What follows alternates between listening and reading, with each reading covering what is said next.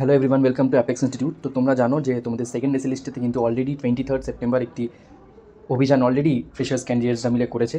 আজকে অর্থাৎ 25 সেপ্টেম্বর কিন্তু তোমাদের আরেকটি অভিযান শুরু হবে, যেখানে কিন্তু ফ্রেশার্সরা 5 দফায় নিজেদের দাবি রেখেছে। এই নিয়েও বিস্তারিত আমরা আলোচনা করব যে কী কী নতুন পয়েন্টস ওরা অ্যাড করেছে। এটা কিন্তু significant for all SLST candidates. তোমরা কিন্তু ভিডিওটা দেখো এবং যত জনের কাছে পারো ভিডিওটি কিন্তু তোমরা পৌঁছানোর চেষ্টা করো, যাতে নাম্বার অফ প্রোটেস্টার্স বাড়তে পারে। যত সংখ্যায় কিন্তু আমরা প্রোটেস্ট করবো, ডিমান্ড রাখবো, তত কিন্তু আমাদের চান্স আছে ডিমান্ড কিন্তু পূর্ণ হওয়ার। তো প্রথমেই বলে দিই, আমাদের কিন্তু নতুন ব্যাচেস শুরু হচ্ছে অক্টোবর 1 থেকে আপার প্রাইমারি টেট এবং WBSSC গ্রুপ সিডি থেকে। সম্পূর্ণ বিনামূল্যে, তোমাদের 1 টাকাও পেমেন্ট করতে হবে না। আর আরেকটা কথা কিন্তু আমি তোমাদের বলে দিই, আমি দেখছি অনেক চ্যানেলে কিন্তু ইন্টারভিউর জন্য তোমাদেরকে কিছু টাকা পেমেন্ট করে নোটস অ্যান্ড অল প্রোভাইড করা হচ্ছে। তোমরা কিন্তু এইসব ফাঁদে পা দিও না।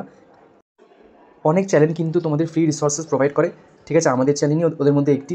আমরা অলরেডি কোর্সের জন্য কিন্তু আমরা তোমাদের নোটস প্রোভাইড করে থাকি উইথাউট এনি কস্ট। তো তোমরা কিন্তু টাকা ফাঁকা দিয়ে এইসব করতে যেও না।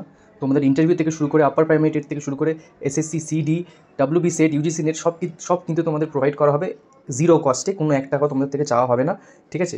তোমরা কিন্তু গ্রুপে জয়েন করে যেও, আর এইসব কিন্তু ফাঁদে পড়ো না। টাকা দিয়ে কিন্তু শিক্ষা কেনা বেচা কিন্তু করা যায় না।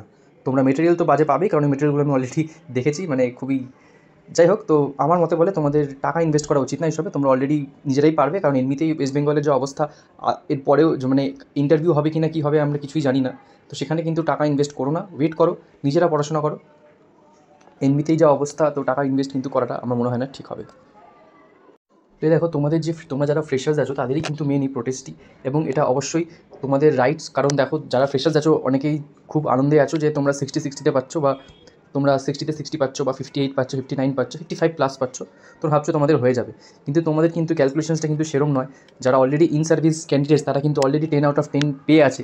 ফ্রেশার্সরা যদি তোমরা 58-59ও পেয়ে থাকো, ওরা তো কোথাও না কোথাও গিয়ে তোমাদের কিন্তু কভার আপ করে দিয়ে ক্রস করে চলে যাবে, কারণ ওদের 10 মার্কস অলরেডি অ্যাডভান্টেজ আছে। তো এই নিয়েই কিন্তু ফ্রেশার্সদের ডিমান্ড, স্পেশালি যারা 52-55 এই নাম্বারে রেঞ্জ করছে, 55-এর নিচে যারা আছে 50-52 পাচ্ছে, তাদের একটাই ভয় যে এই এক্সপিরিয়েন্সের জন্য তারা যেন পিছিয়ে না পড়ে, কারণ এটাই কিন্তু প্র্যাকটিক্যালি পসিবল।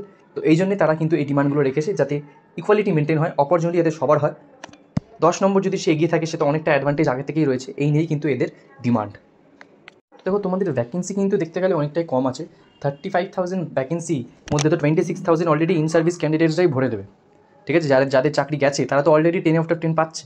এবার দেখো, এই যে লাস্ট এক্সামটি হয়েছিল 2016-তে, আবার হয়েছে 2025-এ। তো এই যে 10 বছর, এই পিরিয়ডটা তো কম সময় না। এই পিরিয়ডের মধ্যে ফ্রেশার্সদের কিন্তু অনেক ক্যান্ডিডেটস কিন্তু বেড়ে গেছে সংখ্যায়, ঠিক আছে? তো এই জন্য ফ্রেশার্সরা কিন্তু অনেক বেশি সংখ্যায় তোমরা আছো। তোমরা যদি একত্রিত হয়ে কিন্তু এই প্রোটেস্টটা করো, ডিমান্ডটা করো, তোমাদের কিন্তু কথা অবশ্যই শোনা হবে।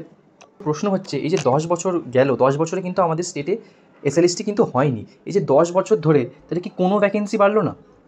কেউ রিটায়ার্ড হচ্ছে না, বা কেউ কারোর ন্যাচারাল ডেথ হতে পারে, বা কেউ ট্রান্সফার হতে পারে, অনেক কিছু হতে পারে, কেউ রাজ্য ছাড়তে পারে, কেউ জব নিজে থেকে ছাড়তে পারে বিভিন্ন কারণে। তো এই ভ্যাকেন্সিগুলো গেল কোথায়? 26,000 তো অলরেডি যাতে জব গেছে ওখানেই রয়েছে, তাহলে বাকি আর কোথায় ভ্যাকেন্সি বাড়লো? অ্যারাউন্ড 9,000 ভ্যাকেন্সি বাড়লো 10 বছরে। এটা কিন্তু ঠিক মানা যাচ্ছে না।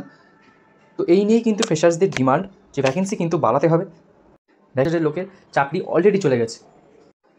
স্টুডেন্টসদের ডিমান্ড হচ্ছে একটু ট্রান্সপারেন্সি, একটু অনেস্টি যাতে শো করা হয়, আর কিছুই না, ঠিক আছে? একটু যদি অনেস্টি মেনটেন করে, ইন্টিগ্রিটি মেনটেন করে কিন্তু এক্সামিনেশনটার প্রসেস কমপ্লিট করা হয়, তাহলে কিন্তু এত কিছু হওয়ার কথাই নয়। এরপরেও কিন্তু কথা উঠেছে আমাদের এক্সাম হলে কিন্তু মানে গ্রুপ করে অ্যারাউন্ড 7জন 8জন, কিছু কিছু ক্ষেত্রে 10জন 12জন কিন্তু গ্রুপ করে হল কালেকশন করে কিন্তু এক্সাম দিয়েছে, টোকাটুকি করে কিন্তু এক্সাম দিয়েছে। এমনও শোনা গেছে কেউ নাকি ফোন নিয়ে, ঠিক আছে, ফোন নিয়ে নাকি এক্সামিনেশন দিয়েছে কিছু কিছু সেন্টারে, রিমোট সেন্টার্সে। এটা কিন্তু তোমরাই ক্যান্ডিডেটসরাই কিন্তু বলেছো আমাকে। তো বিষয়টা হচ্ছে, এরমভাবেই যারা এক্সাম দিয়েছে, এই জন্যই কী হয়েছিল, আমরা যখন 7 সেপ্টেম্বর বা 14 সেপ্টেম্বরের পরে কী হয়েছিল, আমি দেখছি সবাই বলছে কাট অফ অনেক হাই যাবে। এবার হাই মানে কত হয়? 60 নাকি কাট অফ যাবে, কারণ এক্সামিনেশন কোয়েশ্চেন পেপার নাকি হেভি ইজি ছিল, আর সবার নাকি এক্সাম ভালো হয়েছে। ভালো তো হবেই যদি 15 জন মিলে 12 জন মিলে আমরা যদি ডিসকাস করে, এই তুই এটা বল, তুই সেটা বল, এরকম করে যদি আমরা এক্সাম দিই, ঠিক আছে, তাহলে তো ভালো হবেই। এই কারণেই কিন্তু এরা কাট অফটা বলেছিল 60, আর এরাই কিন্তু কাট অফটাকে আউট অফ রেঞ্জ করবে। কারণ ডেফিনেটলি যদি 10 জন মিলে একটা এক্সামিনেশন দেওয়া হয়, যেখানে ইনভিজিলেটার জানি না কী করছিল, ইনভিজিলেটার নাকি নিজেদের মতো ছিল, আর এখানে দেদার টোকাটুকি হয়েছে, ঠিক আছে, এবার 60 তো ওরা বলবেই, কারণ ওরা যখন 14 জন 15 জন মিলে সবাই মিলেমিশে যখন এক্সামিনেশন দিয়েছে, তখন তো ওই গ্রুপটা তো ফুল মার্কস পাবেই, অ্যারাউন্ড 55+ তো পাবেই অ্যাভারেজে। ঠিক আছে, এই কারণেই কিন্তু ওরা বলছে যে কাট অফ এত হাই যাবে। এবার যারা পড়াশোনা করে গেছে তাদের তো একটা হিউম্যান এরার বলেও জিনিস হয়, তাদের স্টুডেন্টসরা যারা পড়াশোনা করে গেছে তাদের তো ভুল হবেই। ঠিক আছে, মানুষ মাত্রই ভুল হয়, আমরা সবাই এক্সামিনেশন দিয়েছি, আমাদের সবারই সিরিয়াসলি মিস্টেক্স হয়, আমাদের জানা প্রশ্ন আমরা ভুল করে আসি। কিন্তু এদের তো হবে না, যেই প্রশ্ন ধরুন আপনি পাচ্ছেন না, আমি পারছি না, ওটা যদি আমরা কাউকে জিজ্ঞেস করে নিই, পাশের জন ধরুন পাশের জন্য পারে না, তার পাশের জন, এরকম করে যদি আমরা 10 জন 12 জন মিলে যদি একটা কোয়েশ্চেনের পেছনে পড়ি, সেটা তো 100% কারেক্ট হওয়ার সম্ভাবনা অনেক বেড়ে যায়। তাই হয়েছে তো এই জন্যই কিন্তু এত প্রোটেস্ট হচ্ছে, এত ডিমান্ড হচ্ছে। স্টুডেন্টসরা ডিমান্ড রাখছে যে আমাদের কিন্তু ফেয়ার ইভ্যালুয়েশন হোক, আমাদের অপরচুনিটিস ইকুয়াল হোক, যেখানে একটা এক্সামও ঠিকঠাক হতে পারে না, অ্যান্সার কি বেরিয়েছে যেখানে বাচ্চাদের মতো ভুল হয়েছে, নিউজ পেপারে দিচ্ছে শিশুসুলভ মিস্টেক্স নাকি কমিশন করেছে। ঠিক আছে, তার মানে এই বুঝে যান আমাদের সাবজেক্টেই যেরকম এমন এমন ভুল করেছে, সেসব তো জানেনি, সেগুলো তো এখন যথেষ্ট চর্চিত বিষয়। তো এই জন্যই প্রথম ডিমান্ড কিন্তু আমাদের আজকে আছে, সেটা হচ্ছে SLST 2 এর মোট 1 লক্ষ শূন্যপদ কিন্তু করতে হবে। অবশ্যই 1 লক্ষ শূন্যপদ কেন, কারণ এই যে 10 বছর ধরে পরীক্ষাটা হয়নি, 26,000 তো আপনার এমনি চাকরি হারা হয়েছে, তাদেরকে আমি বাদই দিলাম, এই ভ্যাকেন্সি তো ধরে কোনো লাভ নেই, কারণ তাদের তো জব ছিল, তাদের জব চলে গেছে, ওই জন্য 26,000টা কিন্তু ইনট্যাক্ট এসে গেছে। কিন্তু 10 বছরেও কী করে এত কম ভ্যাকেন্সি হতে পারে, এটা নিয়ে কিন্তু ডিমান্ড করা হয়েছে, অন্তত 1 লাখ তাদের ভ্যাকেন্সি কিন্তু ডিমান্ড করা হয়েছে। আরেকটা বিষয় কিন্তু এখানে তুলে ধরা হয়েছে, দেখুন, মাননীয় সুপ্রিম কোর্টের 3/5/2025 রায়কে কোনোভাবেই অমান্য করা চলবে না, প্রতি বছর পরীক্ষা নিতে হবে। এটি কিন্তু খুব ইম্পর্টেন্ট পয়েন্ট। এই যে আমরা দেখছি আমাদের রাজ্যে এক্সামস তো হচ্ছে, আপনারা যেরকম 7 তারিখে 14 তারিখে এক্সাম দিয়েছেন, ঠিক আছে, এক্সাম তো কিন্তু নিয়মিত হচ্ছে। হ্যাঁ, SLSTতে 10 বছর হয়েছে, কিন্তু বাকি পরীক্ষাগুলো হচ্ছে, কিন্তু পরীক্ষাগুলো হওয়ার পরে কী হচ্ছে, ইন্টারভিউ কোথায়? বা ইন্টারভিউ যদি হচ্ছে তারপরেও কিন্তু এই পুরো প্রসিডিওরটা শেষ হতে হতে কিন্তু অ্যারাউন্ড 3 to 4 ইয়ার্স লেগে যাচ্ছে। এত সময় তো একটা ক্যান্ডিডেট দিতে পারে না একটা এক্সামিনেশনের ক্ষেত্রে। সে হয়তো শুরু করছে 25, 26, 27 এজে, তার শেষ করতে করতে 33+ তার এজ হয়ে যাচ্ছে। এভাবে তো চলতে পারে না। তো এই সুপ্রিম কোর্টের কিন্তু যে রায় আছে তাকে কিন্তু ইম্পর্টেন্স দিতে হবে, এটাই কিন্তু স্টুডেন্টসদের ডিমান্ড, যে আমাদের কিন্তু ইন্টারভিউ ট্রান্সপারেন্টলি হতে হবে। শুধু ট্রান্সপারেন্টলি না, আমাদের প্রত্যেক বছর কিন্তু এক্সামিনেশন হতে হবে, আর যে পুরো রিক্রুটমেন্ট প্রসেসটা আছে ওটা কিন্তু অ্যাজ ফাস্ট অ্যাজ পসিবল শেষ করতে হবে। এই যে প্রত্যেকবার আমরা দেখছি 3 বছর 4 বছর, 2023 নাকি প্রাইমারি টেট হয়েছে, 2025 রেজাল্ট বেরোচ্ছে, এরপরে কবে ইন্টারভিউ হবে, আদৌ হবে কি না, এগুলো কী হচ্ছে? এই পুরো প্রসিডিওরটাকে কিন্তু মোটামুটি একটা 1 থেকে 1.5 ইয়ার্সের মধ্যে কিন্তু এটাকে শেষ করতে হবে, এটাই কিন্তু উচিত। কোনো এক্সামিনেশন কিন্তু এরকম আমি দেখি না যে আমাদের স্টেট ছাড়া যে এরকম 5 ইয়ার্স 3 ইয়ার্স পর কিন্তু হচ্ছে। ঠিক আছে, 5 ইয়ার্স একটা পুরো প্রসেস কমপ্লিট করতে হচ্ছে। আমাদের CSCতে যেরকম ওয়েস্ট বেঙ্গল সেট তো প্রত্যেক বছর হচ্ছে, ঠিক প্রাইমারি টেটের মতো প্রত্যেক বছর হচ্ছে। ঠিক আছে, এগুলো কি ইন্টারভিউ কোথায়? আর ইন্টারভিউ যদি হলো, ইন্টারভিউতে ধরুন আপনি ইন্টারভিউতেও পাস করলেন, কিন্তু ফাইনাল মেরিট পাবলিশ হবে আরও 1 বছর পর। এবার একটা ক্যান্ডিডেট তো এত সময় দিতে পারবে না, সবার তো ফ্যামিলি কন্ডিশন, সবার এজ, সবার সময় সেরকম নয় যে তারা 5 বছর ধরে একই এক্সামের পেছনে বসে থাকবে।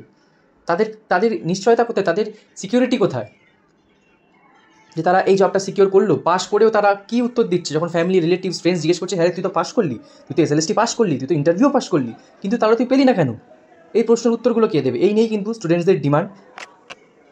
এরপরে দেখুন কি বলা হয়েছে, 2 নম্বর যে দাবি, শিক্ষকদের শিক্ষাদানের অভিজ্ঞতা নম্বর বা টিচিং এক্সপিরিয়েন্স নম্বর কোনোভাবেই কিন্তু ইন সার্ভিস শিক্ষকদের দেওয়া যাবে না। ভারতীয় সংবিধানের মৌলিক অধিকারের অনুচ্ছেদ 16 নম্বর ধারা অনুসারে সকলকে সমান অধিকার কিন্তু দিতে হবে। অবশ্যই যেটা আমরা বলছিলাম, ইকুয়াল অপরচুনিটি কিন্তু আমাদের কনস্টিটিউশনে কিন্তু এটাই লেখা আছে আর্টিকেল 16-এ, যে equal opportunity in case of employment to everyone irrespective of their caste, gender or anything. ঠিক আছে, এবার এই বিষয়টা নিয়েই কিন্তু ওরা ডিমান্ড রাখছে যে তাহলে আমাদের কোথায় ইকুয়াল অপরচুনিটি হলো? যারা অলরেডি 10 নম্বর এগিয়ে, আমরা 10 নম্বর পিছিয়ে, আমাদের ইকুয়াল অপরচুনিটি আপনারা কী করে বলছেন? ঠিক আছে, এর সাথেও কিন্তু এই ডিমান্ডটাও থাকছে, যদি এই এতভাবে যদি গণটোকাটুকি হয়ে থাকে, ফোন নিয়ে টোকাটুকি হতে পারে, তাহলে কিন্তু এই এক্সামটা কি আদেও নেওয়াটা ঠিক হচ্ছে? এক্সামটার কিন্তু ক্যারি ফরওয়ার্ড করা কি আদেও ঠিক হচ্ছে? এক্সাম ক্যান্সেল করারও কিন্তু অনেক ক্যান্ডিডেটস থেকে কিন্তু ডিমান্ড রাখা হচ্ছে, কারণ তারা তো পিছিয়ে পড়বে। যদি কেউ চিটিং করে, যদি কেউ 55+ পাচ্ছে, আর সে কেউ পড়াশোনা করে যদি 50-52 পাচ্ছে, তারা তো অলরেডি ডিসঅ্যাডভান্টেজডই হয়ে রয়েছে। তো এটিও কিন্তু বলা হয়েছে। এরপরে দেখুন 3 নম্বর পয়েন্টে বলা হয়েছে ইন্টারভিউ প্রক্রিয়াকে স্বচ্ছ করতে হবে, এজন্য ইন্টারভিউ চলাকালীন CCTV দ্বারা ভিডিও ও অডিও রেকর্ডিংয়ের ব্যবস্থা করতে হবে। এটি কিন্তু খুব ইম্পর্টেন্ট পয়েন্ট। আমরা জানি ইন্টারভিউতেও কিন্তু অনেক কিছু ক্যান্ডিডেটদের ক্ষেত্রে কিন্তু ফেভারিটিজম দেখানো হয়, যে কোনো ক্ষেত্রে ইন্টারভিউতে, আমি বলছি না শুধুমাত্র SLST ইন্টারভিউতে। তো এই সব কারণে কিন্তু বলা হয়েছে যে আমাদের ইন্টারভিউ যখন রাউন্ড চলবে তখন কিন্তু একটা CCTV বসানো হোক, সেটা কিন্তু লাইভ রেকর্ডিং হোক, সেটা আপলোড করা হোক ক্যান্ডিডেটস অনুযায়ী, বা ক্যান্ডিডেটসরা নিজেরা, যেরকম আমরা লগ ইন পোর্টালে নিজেদের OMR দেখতে পারি অনেক এক্সামিনেশন ক্ষেত্রে, যেরকম আমাদের UGC নেটের ক্ষেত্রে কিন্তু আমরা পুরো আমাদের অ্যান্সার শিট দেখতে পারি, আমরা কী কী রেসপন্স করেছি। ঠিক আছে, ঠিক সেরকমই এখানে বলা হচ্ছে কিন্তু যে আমাদের যদি আমরা লগ ইন করে আমাদের রেজিস্ট্রেশন অ্যাপ্লিকেশন আইডি দিয়ে পাসওয়ার্ড দিয়ে যদি আমরা লগ ইন করে দেখতে পারি যে কীভাবে আমরা ইন্টারভিউটা দিয়েছি, আমরা ইন্টারভিউ দেওয়ার পর সেখানে কিন্তু একটা ফেয়ার ইভ্যালুয়েশন অবশ্যই থাকে যে হ্যাঁ আমি তার মানে এই উত্তরগুলো ভুল দিয়েছি, এই জন্য আমার সিলেকশন হয়নি, বা উনি এত ভালো ইন্টারভিউ দিয়েছেন, সেক্ষেত্রে কিন্তু তার সিলেকশন হয়েছে।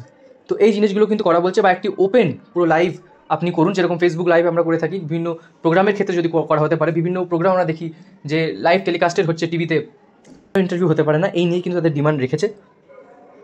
তো এরপরে দেখো এদের ফোর্থ ডিমান্ড আছে, একাদশ এবং দ্বাদশ শ্রেণীর নিয়োগ প্রক্রিয়া প্রথমে সম্পন্ন করতে হবে, তারপর নবম দশমের নিয়োগ প্রক্রিয়া সম্পন্ন করতে হবে। অবশ্যই এটা ফ্রেশার্সটা ডিমান্ড রেখেছে, কিন্তু আমি বলবো যে নবম দশম বা একাদশ দ্বাদশের ব্যাপার নয়, যেটাই আগে হোক পরে হোক সেটা ম্যাটার করে না। ম্যাটার করে কি, যাতে প্রসিডিওরটা ফাস্ট হয় আর ডিলে না হয়, যেন এরম না হয় ইন্টারভিউ হচ্ছে 2 বছর পরে, তারপরে আবার স্কুলে নিয়োগ হচ্ছে, কিন্তু যখন মানে জব আপনারা শুরু করতে পারছেন আরও 1 বছর পরেই, পুরো 3-4 বছরের এই সার্কেলটা যেন ব্রেক হয়। যেরকম অর্ডার এসছে 31 ডিসেম্বরের মধ্যে কিন্তু যাতে এই পুরো প্রসিডিওরটা শেষ হয়।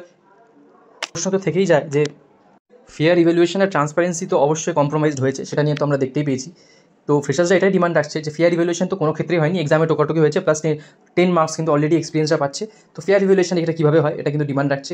তারপর তারা এটাও ডিমান্ড রাখছে যে একটি এক্সাম নিয়ে কিন্তু আমরা যদি থাকি 2-3 বছর, এটা এত সময় কিন্তু নেই। এরপরে কিন্তু অনেক এক্সামিনেশন আছে, আপার প্রাইমারি টেট আছে, এরপরে ওয়েস্ট বেঙ্গল সেট আছে, তারপরে নেট আছে। তো বিভিন্ন অপশনস কিন্তু অপরচুনিটিস কিন্তু ক্যান্ডিডেটস জন্য আছে, কিন্তু তারা কিন্তু কী করবে তারা বুঝতে পারছে না। তো এই নিয়ে কমিশনের কাছে তারা গেছে যে যাতে আমাদের প্রসিডিওরটা কিন্তু ফাস্ট হোক আর ট্রান্সপারেন্টলি হোক। আপনারা ভিডিওটাকে শেয়ার করুন, সাবস্ক্রাইব করুন, যাতে সবার কাছে ভিডিওটি পৌঁছাতে পারে এবং অনেক লোকে উপকৃত হতে পারে।